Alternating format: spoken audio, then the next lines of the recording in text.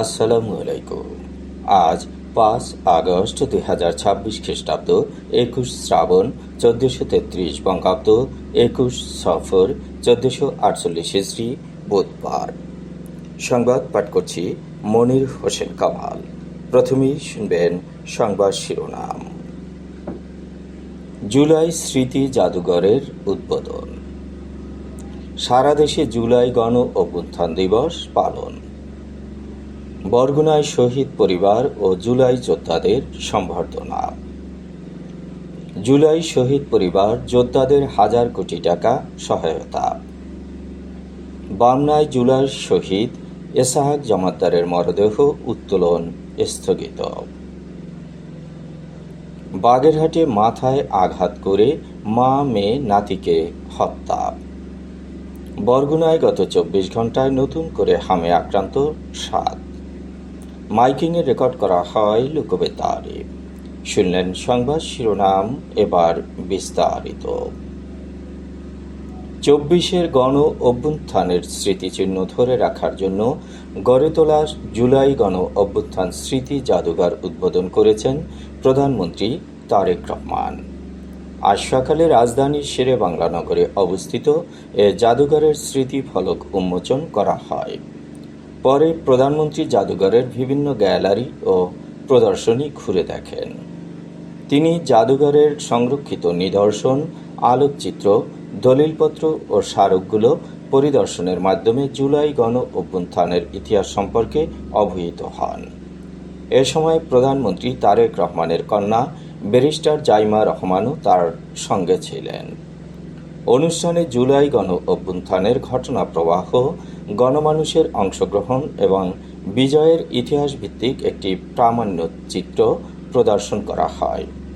উদ্বোধনী অনুষ্ঠানে অন্তর্বর্তী সরকারের সাবেক প্রধান উপদেষ্টা অধ্যাপক ডক্টর মোহাম্মদ ইউনূস, স্বরাষ্ট্রমন্ত্রী সালাউদ্দিন আহমদ, সংস্কৃতিমন্ত্রী নিতাই রায় চৌধুরী, মুক্তিযুদ্ধ বিষয়ক মন্ত্রী আহমেদ আজম খান এবং প্রধানমন্ত্রীর তথ্য ও সংস্কৃতি বিষয়ক উপদেষ্টা জাহিদুর রহমান উপস্থিত ছিলেন।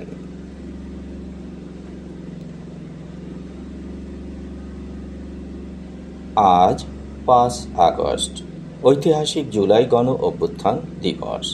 ২০২৪ সালের এই দিনে ছাত্র জনতার গণ আন্দোলন ও আত্মত্যাগের মুখে তৎকালীন আওয়ামী লীগ সরকারের পতন ঘটে। একই সঙ্গে প্রায় ১৬ বছরের শাসনের অবসান হয় এবং ক্ষমতাচ্যুত সাবেক প্রধানমন্ত্রী শেখ হাসিনা দেশ ছেড়ে ভারতে চলে যান। ঐতিহাসিক জুলাই গণ অভ্যুত্থান শুরু হয়েছিল ২০২৪ সালের জুলাই মাসে সরকারি চাকরিতে কোটা সংস্কারের দাবিতে শিক্ষার্থীদের আন্দোলনের মধ্য দিয়ে। তবে আন্দোলন দমনে তৎকালীন শেখ হাসিনা সরকারের কঠোর অবস্থান, আইনশৃঙ্খলা বাহিনীর অভিযান, গুলি, প্রাণহানি, গণগ্রেপ্তার এবং দমন-পীড়নের অভিযোগের পর এটি দ্রুত সারা দেশে ছাত্র জনতার গণ আন্দোলনে রূপ নেয়। আন্দোলনে শিক্ষার্থী, শিক্ষক, শ্রমিক, পেশাজীবী সহ বিভিন্ন শ্রেণী পেশার মানুষ অংশ নেন। টানা ৩৬ দিনের আন্দোলনের এক পর্যায়ে ব্যাপক সহিংসতা ও বহু হতাহতের ঘটনার মধ্যে ২০২৪ সালের ৫ আগস্ট শেখ হাসিনা সরকারের পতন ঘটে। জুলাই গণ অভ্যুত্থান দিবস উপলক্ষে আজ সারা দেশে রাষ্ট্রীয় মর্যাদায় বিভিন্ন কর্মসূচি পালিত হয়েছে। এ উপলক্ষে সরকারি সাধারণ ছুটি ঘোষণা করা হয়েছে। জাতীয়ভাবে বিভিন্ন কর্মসূচি গ্রহণ করেছে সরকার। পাশাপাশি রাজনৈতিক, সামাজিক, সাংস্কৃতিক ও পেশাজীবী সংগঠনগুলো পৃথক কর্মসূচি পালন করছে। লোকবেতারে প্রচারিত হচ্ছে একাধিক অনুষ্ঠান। দিবসটি উপলক্ষে বিবৃতি দিয়েছেন ভারপ্রাপ্ত রাষ্ট্রপতি হাফিজউদ্দিন আহমদ বীর বিক্রম এবং প্রধানমন্ত্রী তারেক রহমান। পৃথক বিবৃতিতে তারা জুলাইয়ের বীর যোদ্ধা ও দেশপ্রেমিক নাগরিকদের শুভেচ্ছা জানান এবং গণ অভ্যুত্থানের শহীদদের রুহের মাগফিরাত কামনা করেন। সকালে দেশের ৬৪ জেলায় জুলাই শহীদ স্মৃতিস্তম্ভে পুষ্পস্তবক অর্পণ করা হয়। দেশের সরকারি হাসপাতাল, কারাগার, সরকারি শিশু পরিবার, শিশু পুনর্বাসন কেন্দ্র, প্রতিবন্ধী কল্যাণ কেন্দ্র, শিশু বিকাশ কেন্দ্র এবং ভবঘুরে আশ্রয় কেন্দ্রগুলোতে বিশেষ প্রীতিভোজের আয়োজন করা হয়েছে। বরগুনায় জুলাই আন্দোলনে শহীদ পরিবার ও জুলাই যোদ্ধাদের জেলা প্রশাসনের পক্ষ থেকে সংবর্ধনা দেয়া হয়েছে। বেলা 11টায় জেলা শিল্পকলা একাডেমিতে সংবর্ধনা অনুষ্ঠানের আয়োজন করা হয়। সভাপতিত্ব করেন বরগুনা জেলা প্রশাসক তাসলিমা আক্তার। প্রধান অতিথি হিসেবে ভার্চুয়ালি যুক্ত হয়ে বক্তব্য রাখেন জাতীয় সংসদের চিফ হুইপ আলহাজ নুরুল ইসলাম মনিব। গেস্ট অব অনার হিসেবে উপস্থিত ছিলেন বরগুনা 1 আসনের এমপি মাওলানা মোহাম্মদ অলিউল্লাহ ও বরগুনা জেলা পরিষদের প্রশাসক নজরুল ইসলাম মোল্লা। বিশেষ অতিথি ছিলেন পুলিশ সুপার কুদরতি খুদা ও civil surgeon doctor Abul Fatta. July যোদ্ধাদের মধ্যে বক্তব্য রাখেন মুহিত নিলয়, রেজাউল শিকদার, সাইফুল, রেজাউল করিম, শাহিনুল ইসলাম, নূর হোসেন, প্রীতম কুমার, আল ইমন খান, সাইফুল ইসলাম রনি, সাইফুর রহমান, মোস্তাফিজুর রহমান রাজু, ইঞ্জিনিয়ার জহিরুল তালুকদার, তাজবিন ফাহাদ, রফিকুল ইসলাম, নাসরিন জাহান শিমু, মাহাদি হাসান আল হাদি ও হান্নান মিয়া। শহীদ পরিবারের পক্ষ থেকে বক্তব্য রাখেন শহীদ আমির হোসেনের স্ত্রী মোসাম্মদ আন্নি ও শহীদ লিটনের ভাই বশির আলম। জুলাই শহীদ পরিবার ও জুলাই যোদ্ধাদের 1006 কোটি টাকা সহায়তা দিয়েছে সরকার, যার মধ্যে রয়েছে এককালীন অনুদান, মাসিক ভাতা ও বিদেশে চিকিৎসার খরচ। পুনর্বাসনের জন্য এখন 3000 জুলাই যোদ্ধার প্রশিক্ষণ চলছে। এছাড়া পুনর্বাসনের জন্য নেওয়া হচ্ছে আরও প্রকল্প। মুক্তিযুদ্ধ বিষয়ক মন্ত্রণালয় সূত্রে এসব তথ্য জানা গেছে। আন্দোলন চলাকালে দেশের বিভিন্ন স্থানে সংঘটিত সহিংসতা ও সংঘর্ষে বহু মানুষ মারা যান। পরবর্তীকালে অভ্যুত্থানে অংশ নিয়ে নিহত ব্যক্তিদের জুলাই শহীদ এবং আহতদের জুলাই যোদ্ধার মর্যাদা দেয়া হয়। তাদের আত্মত্যাগ ও অবদানের স্বীকৃতি দিতে সরকার চিকিৎসা, পুনর্বাসন, আর্থিক সহায়তা ও অন্যান্য কল্যাণমূলক কর্মসূচি বাস্তবায়ন করছে। পাশাপাশি যাচাই বাছাইয়ের মাধ্যমে শহীদ ও জুলাই যোদ্ধাদের তালিকাও নিয়মিত হালনাগাদ করা হচ্ছে। বামনায় জুলাই গণ অভ্যুত্থানে শহীদ ইসহাক জমাদ্দারের মরদেহ আদালতের নির্দেশে কবর থেকে উত্তোলনের উদ্যোগ নেওয়া হলেও পরিবারের লিখিত আপত্তির মুখে তা স্থগিত করা হয়েছে।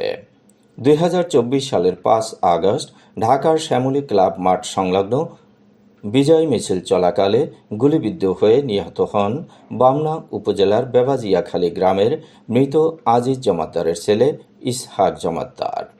আদালতের নির্দেশ অনুযায়ী মঙ্গলবার মরদেহ উত্তোলনের জন্য বরগুনার নির্বাহী ম্যাজিস্ট্রেট মোহাম্মদ খালিদ সাইফুল্লাহ, বামনা থানার এসআই মোহাম্মদ শহীদুল ইসলাম ও পুলিশের একটি দল ঘটনাস্থলে যান।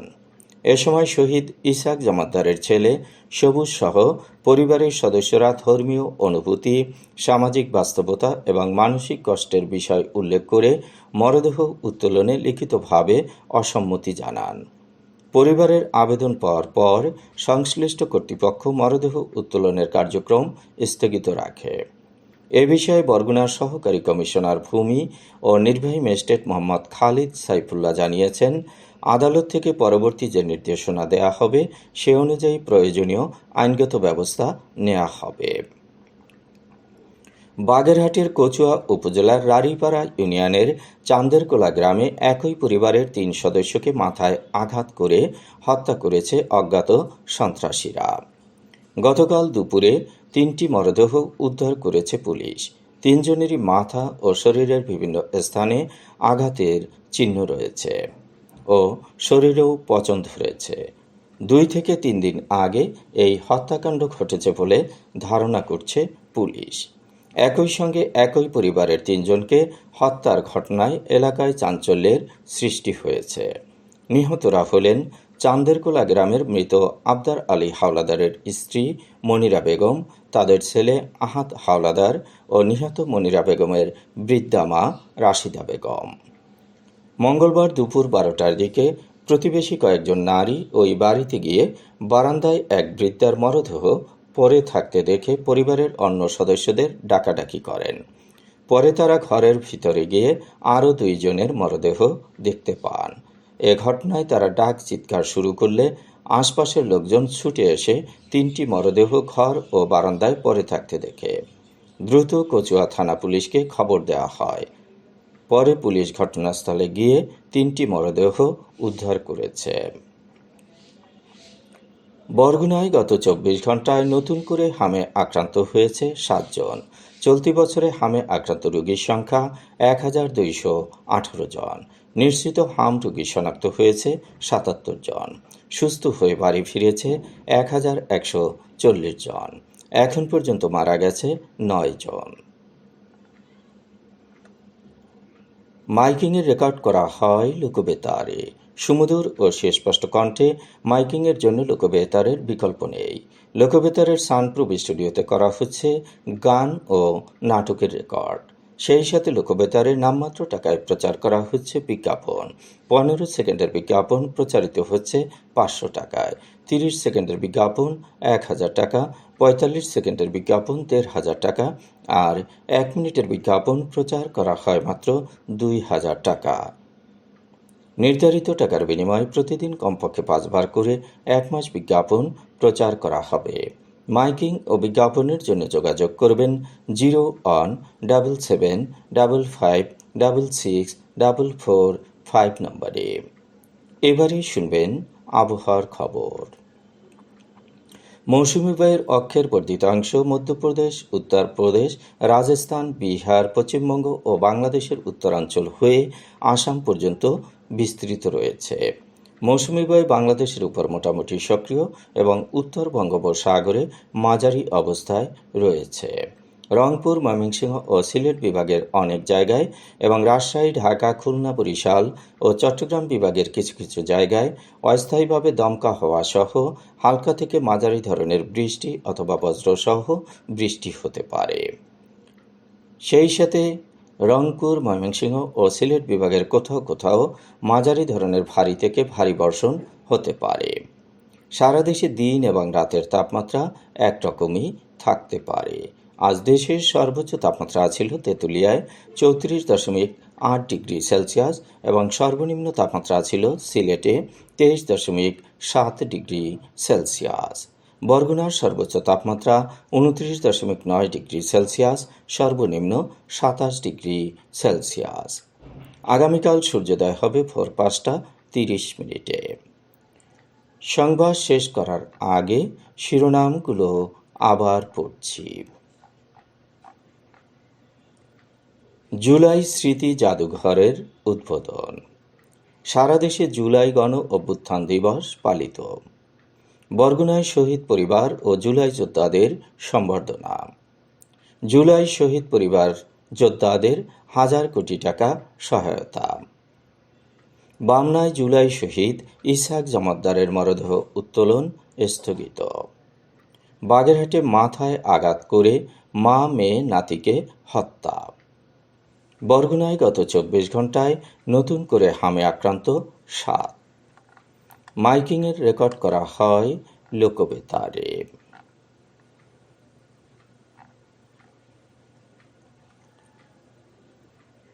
সংবাদ শেষ করার আগে জানিয়ে দিচ্ছি লোকবেতারের সংবাদ জানানোর মোবাইল নম্বর। আপনার এলাকার গুরুত্বপূর্ণ সংবাদ জানাতে ফোন করুন 0-17755664445 নম্বরে।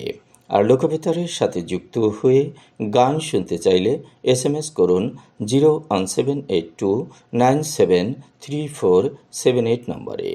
মোবাইল করবেন 01959438545 নম্বরে। বিশ্বের সব জায়গা থেকেই শুনতে পারবেন লোকবেতার। লোকবেতার fm.org ওয়েবসাইটের মাধ্যমে শুনুন সরাসরি অনুষ্ঠান। সংবাদ পাঠ এখানেই শেষ করছি।